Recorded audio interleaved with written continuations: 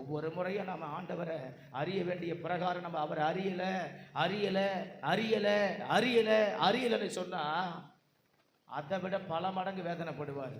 நம்மளை ஆற்றி தேற்றி ஏற்ற வேலை ரட்சித்து நமக்கு சுகம் தந்து பலன் தந்து போகும்போது வரும்போது பாதுகாத்து உழைக்க வைத்து சம்பாதிக்க வைத்து சம்பாதித்தனையை கொடுத்து ஆசீர்வதித்து ஆகாரத்தை கொடுத்து சுகத்தை கொடுத்து பலத்தை கொடுத்து பிள்ளையை கொடுத்து குடும்பத்தை கொடுத்து வீட்டை கொடுத்து எதிர்காலத்தை கொடுத்து வாழ்க்கையை கொடுத்து வாழ்வாதாரத்தை கொடுத்து எல்லாவற்றையும் தந்து வாழ வைக்கிறாரு.